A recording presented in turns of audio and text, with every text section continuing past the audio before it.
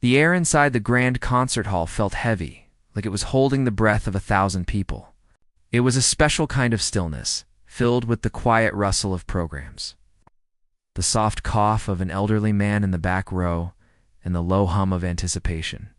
The lights from the giant crystal chandeliers overhead cast a warm golden glow on the polished wood of the stage, making the single grand piano sitting in the center look like a king on its throne.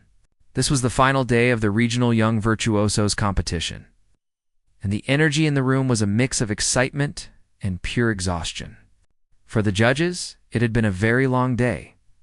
At the long table, positioned just in front of the stage, 3 figures sat under their own small spotlights. They were the gatekeepers, the respected minds whose opinions could make or break a young musician's dream. The woman in the middle, the head judge, was known for her sharp ear and even sharper pen. Her name was whispered in music schools with a mixture of fear and reverence. Today, however, she just looked tired. She had a slight frown etched between her eyebrows. She kept tapping her pen against her scoring sheet, a rhythmic, impatient sound. To her left sat an older man with a kind face and a waterfall of white hair. He had heard hundreds of children play that day, and while he still smiled politely at each one, his eyes held a deep weariness. The third judge, a younger man with a serious expression, was scrolling through his phone, barely looking up. They had seen it all, the prodigies who played with flawless precision but no soul, the enthusiastic but untalented children pushed by ambitious parents, and the few rare gems in between. They were looking for something special, something real, but as the afternoon wore on, their hopes had started to fade. The previous contestant, a girl in a frilly pink dress, had just finished her piece. She played perfectly, every note in its place, but it was like listening to a machine. There was no feeling, no story in the music. As she took her bow, the judges offered a polite, thin applause. The head judge jotted down a few notes, her expression unchanging. She had seen a dozen performances just like it that day. It was technically good, but it was empty. She leaned back in her chair and sighed, a soft sound that was lost in the larger applause from the audience. She wondered if they would ever find someone who truly understood the language of the music, someone who could speak it with their heart and not just their fingers. An announcer's voice, smooth and professional, cut through the quiet murmur of the crowd. And now, for our final contestant of the day, we have an 8-year-old from the local elementary school. There was a small pause. Please welcome him to the stage. A small figure emerged from the wings. He was so little that the first thing many people noticed was how the stage lights seemed to swallow him up. He wasn't wearing a fancy tuxedo or a shiny suit like some of the other boys. He was just in a simple, slightly wrinkled button-down shirt and a pair of neat trousers. His hair was a messy brown thatch, as if he had just run his hands through it one too many times, and a pair of round, black-rimmed glasses sat on his nose, a little too large for his small face. They made his eyes look huge and dark as he blinked into the bright lights. He walked toward the piano. But it wasn't a confident performer's stride. It was a hesitant shuffle. His scuffed shoes made soft, squeaking sounds on the polished floor. He kept his head down as if he were counting the floorboards, and his hands were clenched into small fists at his sides. He looked less like a young virtuoso about to perform, and more like a child, being sent to the principal's office for something he didn't do. The audience watched him with a mixture of curiosity and pity. He seemed so out of place, so vulnerable under the vast, empty ceiling of the hall. The 3 judges watched him too. The head judge's frown deepened. She picked up her pen again, ready to write a few gentle but dismissive notes. She had seen this type so many times before. The well-meaning parent who signs their child up for everything, the kid who would rather be playing outside with friends. She prepared herself for a simple, perhaps charmingly clumsy performance. A nursery rhyme, maybe? Something short and sweet that they could all clap for politely before heading home. The older man with the white hair gave a small, sad smile. He felt a pang of sympathy for the little guy. The stage was a big, scary place for a child that small. The younger judge finally put his phone down, a look of mild interest on his face. This, at least, might be different. The boy reached the piano and stopped. He stood there for a moment, just staring at it.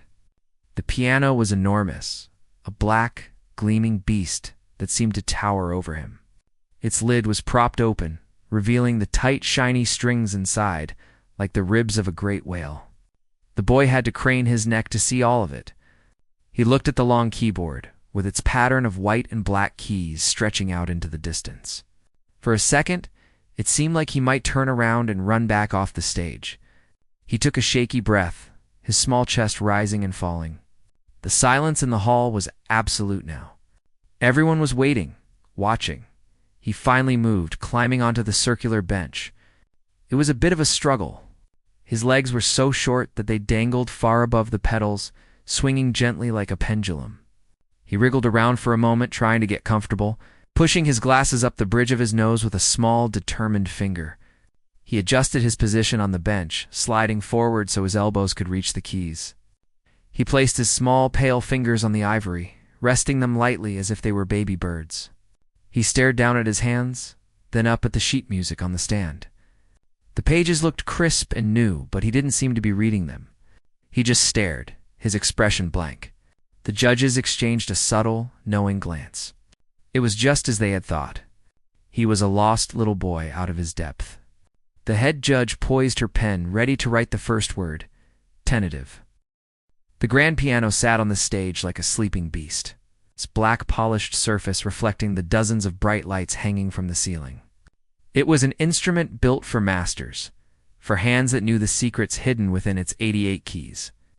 And then there was the boy. He was 8 years old, small, and a little bit lost in the vastness of the concert hall. He walked towards the piano, not with the eager stride of a performer, but with the slow, careful steps of someone approaching a strange animal. He climbed onto the long bench, and his feet, in their scuffed shoes, dangled high above the pedals, swinging gently like pendulums, marking a slow, nervous time. From the judge's table, the distance seemed even greater. He was just a tiny silhouette against the huge, gleaming wood.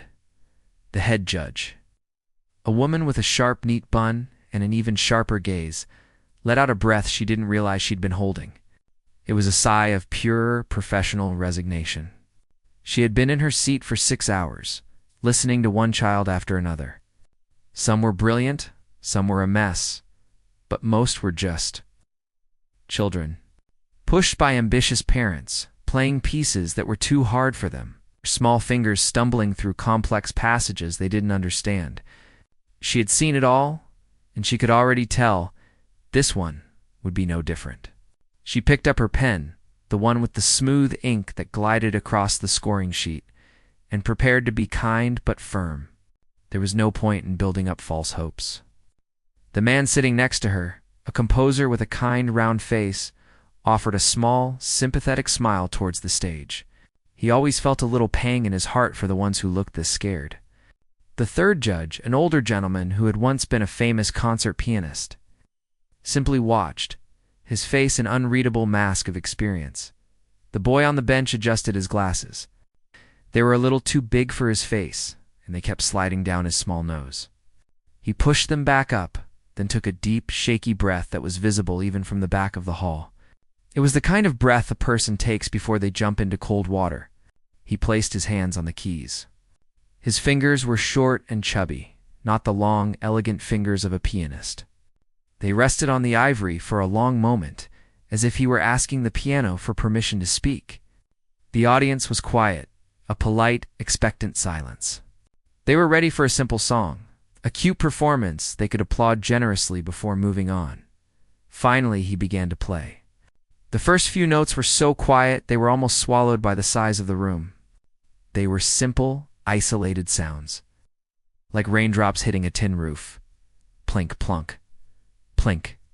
He was playing a C major scale, but slowly, hesitantly, as if he were forgetting the notes between each one. Then, a melody started to form. It was a tune everyone recognized, a simple nursery rhyme about a lamb.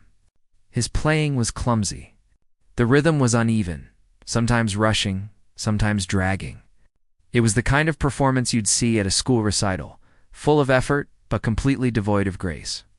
A few people in the audience smiled fondly. Others shifted in their seats, their minds already drifting to what they would have for dinner. The head judge began to write. Technique, poor rhythm, Inconsistent. Stage presence. None. Her pen moved with practiced efficiency. She was already thinking about the next contestant, a 15-year-old who was rumored to be a prodigy with the violin. This little boy at the piano was just a formality, a small hurdle to clear before the real competition. The composer next to her stopped smiling and just looked down at his table, a feeling of disappointment settling in. He had hoped just for a second that this nervous little boy might have a hidden spark, but the music was just too plain, too amateurish. It was a child playing, nothing more. The boy continued with this simple tune. He played it through once, then started again, as if he had forgotten anything else. The notes were thin and lacked any kind of emotion. They were just sounds, one after the other. It was, by any musical standard, a bad performance. The boy himself seemed to shrink with every note. His shoulders slumped forward, his head bowed down closer to the keys. He looked like he wanted to be anywhere else in the world but on that stage. The melody limped towards its end, a final, sad little walk that was going nowhere. He played the last chord, simple C major, that hung in the air for a moment before disappearing into the silence. And then, nothing happened. The boy didn't get up. He didn't take a bow. He didn't even look at the judges or the audience. He just sat there, his hands still resting on the keys, his back still slumped. The silence stretched out, growing thicker and more uncomfortable with every passing second. A few people began to clap hesitantly, but the sound was weak and died out quickly when they realized no one else was joining in. Was he confused? Had he forgotten that the song was over? The head judge felt a flicker of impatience turn into a sliver of concern. She leaned forward, about to speak into her microphone, to say something gentle and encouraging to help the poor child off the stage. But before she could make a sound, his right hand moved. It didn't leave the piano. Instead, it slid down the keyboard, and one finger, his index finger, pressed down a single new note. It was a note from a different world.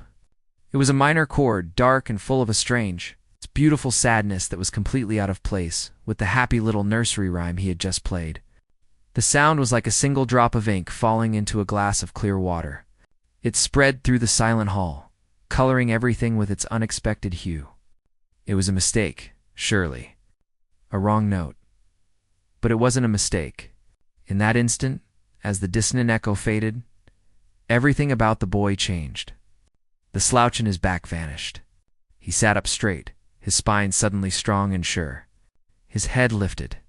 His entire body, which had been a picture of nervous uncertainty, was now filled with a quiet, intense focus. His other hand, which had been limp in his lap, rose to join the first on the keys. His fingers, which had been soft and hesitant, now pressed down with a new weight, a new authority. The simple melody was gone.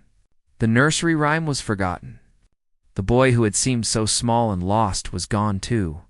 In his place sat someone else entirely.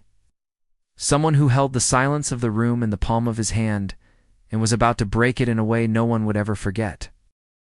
That single dark note hung in the air like a question no one knew how to answer.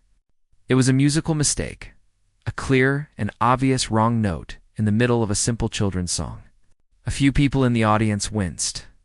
The head judge's hand, which had been moving to write a final, dismissive comment, froze just above her scoring sheet. For a moment, everyone thought the same thing. The poor boy had gotten lost. His small fingers had slipped, and his performance had crumbled into an embarrassing error. But the boy didn't flinch. He didn't look embarrassed or confused. He just sat there, his fingers still pressed on the key, letting the sad, strange sound fill the entire hall until it faded into a deep, expectant silence. Then something shifted.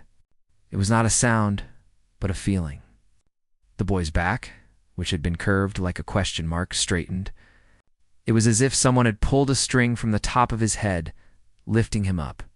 His shoulders, once hunched and defensive, relaxed and fell into a new, confident line. His head lifted, and for the first time, he wasn't looking at the keys or at his hands. He was looking out into the empty space of the concert hall, his gaze focused on something no one else could see. The scared little boy who had shuffled onto the stage was gone, and in his place was a musician. His left hand, which had been resting limply in his lap, rose to the keyboard. It moved with a purpose that was completely different from his right hand's earlier hesitant fumbling. His fingers, which had seemed so short and clumsy, now looked strong and sure. They didn't just press the keys. They seemed to know them, to have a relationship with them. And then his right hand began to move again. It started with the simple melody of the nursery rhyme, but it was different now. It was slower, and each note was given its own space, its own importance. It was no longer a happy, skipping tune. It was thoughtful, almost mournful. Underneath this changed melody, his left hand began to play a new pattern of notes. They were low and deep, a steady, heartbeat-like rhythm that gave the simple tune a new foundation, a new meaning. It was like seeing a familiar house in a completely new light, suddenly noticing the strong foundation and the complex structure that you had always taken for granted. The two parts of the music, the simple tune and the new, deep rhythm, began to talk to each other. They weren't just playing at the same time. They were in a conversation. The judges stared, their pens forgotten. The head judge's mouth was slightly open. The composer on the panel was leaning so far forward he was almost out of his chair. His eyes wide with a mixture of disbelief and wonder, the music continued to grow. The simple melody began to twist and turn. It was still the same tune, but it was being stretched and pulled into new shapes. A note here was held a little longer, a note there was played a little softer. A run of notes that normally went up now went down, creating a feeling of falling, of sighing. It was as if the boy was taking the simplest thing everyone knew, and was showing them all the secret corners and hidden rooms it had inside. The audience was completely still. No one was shifting in their seats. No one was thinking about dinner. Everyone was leaning in, caught in the spell of this transformation. The air in the room, which had been so full of polite boredom just a few minutes ago, was now thick with concentration and curiosity. Then the tempo began to change. The steady heartbeat rhythm from his left hand started to speed up, just a little at first. It was like a person starting to walk, then breaking into a jog. The simple melody in his right hand had to hurry to keep up. The music began to gain a new energy, a sense of forward motion. It was no longer just thoughtful. It was becoming restless, searching. The low notes in his left hand grew more complex, creating rich, dark chords that sounded like shadows. The bright, simple tune from his right hand was now dancing through these shadows, sometimes disappearing into them, sometimes bursting out into the light. It was a story being told in sound, a story of questions and searching, of sadness and a flicker of hope. The old pianist on the judges' panel, the one whose face had been an unreadable mask, slowly reached up and took off his glasses. He polished them with a handkerchief, but his eyes never left the boy's hands. When he put his glasses back on, his expression was no longer a mask. It was filled with a deep, profound awe. He had played the piano for 70 years, and he was listening to something he had never heard before. He was watching a small boy do something that should have been impossible. It wasn't just the technical skill, which was becoming more and more apparent. It was the emotional depth. This music had a soul. The boy was completely lost in it. His eyes were closed now, his body swaying slightly with the rhythm. His small hands were flying across the keys, no longer looking small or clumsy at all. They were a blur of motion, a dance of incredible precision and power. The music was building layer upon layer. The simple nursery rhyme was still there, a ghost of a melody buried deep inside the growing storm of sound. But it was now just a small piece of a much larger, more complicated world. The room was no longer just a concert hall. It was the world the boy was creating with his music, a world of shadows and light, struggle and a strange, breathtaking beauty. Everyone in that room, the judges, the audience, the stagehands in the wings, was a citizen of that world for a few precious minutes held captive by the quiet, intense power of an 8-year-old boy at a piano. The turn had happened, and no one knew where the music was going to take them next. The music that had been a searching, questioning river now found its path and began to rush.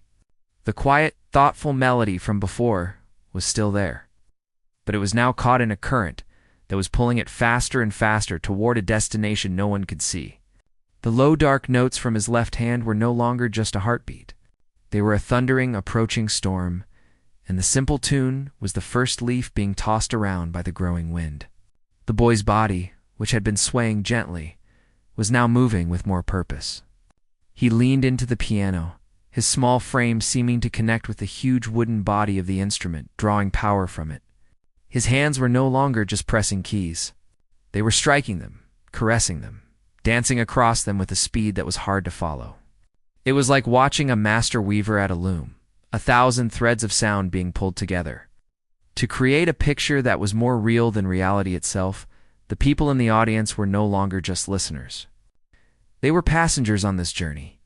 A young woman in the third row found her hands clenched into tight fists in her lap, her knuckles white.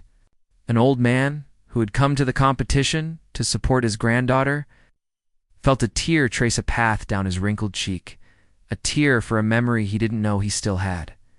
The music was telling a story that everyone understood, even though it had no words. It was a story of a struggle. It was the feeling of being small and facing something too big, too powerful. It was the sound of trying to hold on while everything around you is being blown away. At the judges' table, it was only silence. The head judge, the woman with the sharp bun and the sharper gaze, had completely forgotten about her scoring sheet. Her pen lay on the table, its job abandoned. She was a woman who had spent her life categorizing things, putting them in neat little boxes, good technique, bad phrasing, correct tempo, wrong dynamics. But what she was hearing now refused to be put in a box. It was messy and raw and perfect, all at the same time. She saw the boy's fingers, which she had earlier dismissed as too short and chubby. Now moving with a strength and agility that defied logic, they were not just playing notes. They were sculpting them, carving them out of the air with a fierce, desperate energy. She felt a chill run down her spine, a feeling she hadn't experienced in a concert hall in decades. It was the feeling of witnessing a true, unexplainable miracle. The composer beside her was no longer just leaning forward. He was perched on the very edge of his seat, his entire body tense with concentration.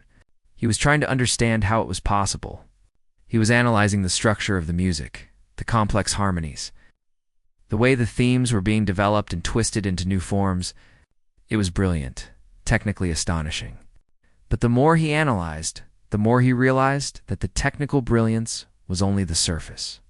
The real power was underneath it, in the emotional rawness that no amount of practice could teach. This boy wasn't just playing a piece of music. He was bleeding music. It was coming from a place so deep, so personal, that it felt wrong to even be watching it. It felt like he was seeing someone's soul laid bare on the piano keys. Then, the storm hit its peak. The music exploded. The sound was so big, so full, that it seemed to physically fill the room, pressing against the walls and the ceiling. The boy was no longer sitting. He was standing, half lifted from the bench, his entire body pouring into the performance. His right hand was a blur of motion high on the keyboard, playing a melody that was screaming with a mixture of pain and defiance. His left hand was pounding out deep, powerful chords that shook the floorboards. It was the sound of a battle, a fight for survival. You could hear the sound of falling, of failing, of getting back up, only to be knocked down again. It was the sound of a small voice shouting into a hurricane, refusing to be silenced. The sheer volume and intensity coming from such a small child was shocking, almost frightening. It was a sound that didn't belong to an 8-year-old. It was a sound that belonged to the mountains, to the ocean, to the raw, untamed heart of the world itself. And then, just as the music reached a point where it seemed it could not possibly get any louder or more intense, it stopped. It was not a gradual fade. It was a sudden, complete silence. The boy's hands lifted from the keys, and the storm was gone. The silence that followed was more profound, more powerful than the noise had been. It was the silence in the eye of the hurricane. In that quiet, the boy began to play again. But this time, the music was different. It was soft, fragile, and incredibly delicate. It was the same theme, the one that had started as a simple nursery rhyme, but now it was like a memory. It was a single, beautiful melody, played with a touch so light, it was like a whisper. It was the sound of a survivor looking back at the storm, remembering the fear but also finding a strange beauty in it. It was a moment of pure, heartbreaking peace. The audience was holding its collective breath. No one dared to move. The fragile melody was like a soap bubble, and everyone was afraid that even the slightest sound might pop it. The head judge found that her own hands were trembling.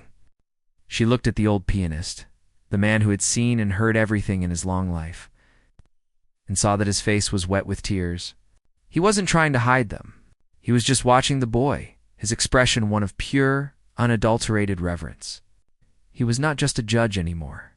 He was a student, and the 8-year-old on the stage was the master. This quiet moment did not last. From the depths of the piano, a single low note began to grow, like a rumble of distant thunder. The delicate melody began to change, to gather strength. It was no longer a memory. It was a promise. The music began to build again, but this time, it was not a storm of struggle. It was a storm of triumph. The melody that had been screaming in pain was now singing with joy. The powerful chords that had been pounding with conflict were now ringing with victory. It was the sound of the sun breaking through the clouds after the longest, darkest night. It was the sound of finding your voice after a lifetime of being silent. The boy was standing fully now, his body rocking with the sheer force of the music he was creating. His face, which had been a mask of intense concentration, is now lit up with a smile, a pure, radiant smile of someone who had won the hardest fight of their life. The music swelled into a final, massive chord, a sound so full and so powerful that it felt like a physical embrace. It was a sound that contained all the pain and all the struggle and all the joy of the entire performance, all held in one single perfect moment of sound. And then he let his hands fall from the keys. The final note echoed through the hall, a shimmering wave of sound that slowly faded into absolute, stunned silence. The final, massive chord hung in the air of the concert hall, a shimmering, powerful sound that seemed to hold all the joy and pain of the world within it. It slowly faded, leaving behind a silence that was more profound, more heavy than any sound that had come before. It was a sacred silence, a shared breath held by hundreds of people. On the stage, the boy stood with his hands still hovering over the keys, his small body trembling with exhaustion. His hair was damp with sweat, and his glasses had slipped down his nose again. He was panting, his chest rising and falling with the effort of the storm he had just unleashed. For a long moment, no one moved. The audience was frozen, the judges were statues, and the stage lights seemed to hold their breath too. It was as if everyone was afraid that if they made a sound, the magic that had just happened would disappear forever. Then, from the back of the hall, a single person began to clap. It was not polite, gentle applause. It was a sharp, loud sound, like a crack of a whip. It broke the spell. In an instant, the entire hall erupted. It was not a wave of sound. It was a tidal wave. People were on their feet, shouting bravo and amazing. Their hands came together in a thunderous roar that shook the very floorboards. Tears streamed down the faces of strangers who were united by the shared experience. They were not just clapping for a performance. They were cheering for a victory, a triumph of the human spirit they had just witnessed. The sound was so loud, so overwhelming, that it seemed to have a physical presence, filling the room and pressing in on the small, still figure on the stage. The boy flinched at the sudden noise. The intense focus that had transformed him vanished, and he was once again just an 8-year-old child. He looked out at the standing, cheering crowd with a look of confusion and a little bit of fear. He didn't understand what was happening. He had simply played the music that was inside him. He slid off the piano bench, his legs unsteady beneath him. He didn't take a bow. He didn't bask in the glory. Instead, he turned and scurried into the wings, disappearing from the bright lights like a frightened animal seeking the safety of the shadows. The applause grew even louder at his shy, hurried exit, a roar of affection for the boy who had given them so much and wanted nothing in return. At the judges' table, was only stunned silence. The three of them looked at each other, their faces a mixture of awe and disbelief. The head judge, the woman who had been ready to write a dismissive note just minutes before, slowly and deliberately put her pen down. She knew with absolute certainty that this moment was beyond scores, beyond categories, beyond anything her years of experience had prepared her for.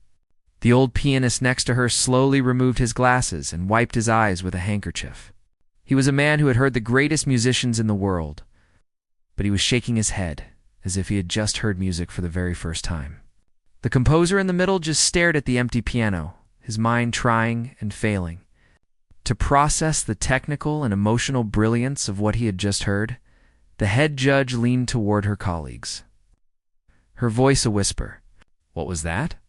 she asked, not expecting an answer. "That wasn't a child playing a piece. That was a confession." The old pianist nodded, his voice thick with emotion. "In all my life, I have never heard anything like it. The technique was impossible, but the feeling was truth. He wasn't performing. He was telling us who he is." The head judge took a deep breath and stood up. She walked to the center of the stage, the applause slowly quieting as people saw her move. She stood at the microphone and looked out at the sea of faces. She didn't look at her notes. She didn't need them. "We came here today to judge a competition," she began, her voice shaking slightly. "We were looking for talent. We were looking for potential. We were looking for a winner." She paused, her gaze drifting to the empty piano bench. "But today, we were not judges. We were students. And we have all been taught a lesson." The hall was completely silent now, every person hanging on her words. We were reminded that music is not about perfect notes or technical precision. It is not about winning or losing. It is a language. It is the language of the soul. And that little boy, he is a poet. He speaks that language more fluently than anyone I have ever heard. A wave of emotion passed through the crowd. The head judge took another breath, steeling herself for what she had to do next. "I need to ask the young man's mother to please join me on stage." A moment later, a woman with a kind, worried face walked out from the wings. She looked nervous, clutching her purse in front of her like a shield. The head judge gave her a warm, reassuring smile. "Ma'am," she said gently, "what you and your son have shared with us today is a gift. It was truly one of the most moving things I have ever experienced. Can you tell us what is the name of the piece he performed? We must know who the composer is." The woman looked at the head judge, then out at the thousands of people watching her. She seemed to be searching for the right words. She took a shaky breath and spoke, her voice quiet but clear in the silent hall. "He doesn't have a name for it," she said softly. "He doesn't read music. He can't. He has trouble with words sometimes. He wrote it. It's how he talks." A collective gasp went through the audience. The judges stared, their faces masks of pure shock. The composer looked like he might faint. The old pianist just closed his eyes and shook his head in silent wonder. It wasn't just a brilliant performance. It was an original composition, created by a child who couldn't even express himself with spoken language. The piano was his voice. The storm of struggle, the cry of pain, the final shout of triumph, that was all his. It was his story, told in the only way he could. The head judge's eyes filled with tears. She reached out and took the woman's hand. "Thank you," she whispered, her voice choked with emotion. "Thank you for sharing his voice with us." She turned back to the audience. "Ladies and gentlemen, there is no first place today. There is no second or third. There is only this moment. There is only this boy." She gestured to the wings, and after a moment of gentle coaxing from his mother, the boy shuffled back onto the stage. He looked terrified by all the attention, his eyes wide. He immediately grabbed his mother's hand and held on tight. The head judge knelt down, so she was at his eye level. "You," she said, her voice full of a warmth and respect that no one in that room would ever forget, "are a true musician." "Thank you." The boy just looked at her, then at his mother, a small, shy smile playing on his lips. The concert hall was quiet again, but this time the silence was not empty. It was filled with the echo of a story that had been told without a single word. A story that had touched every heart in the room and would not soon be forgotten.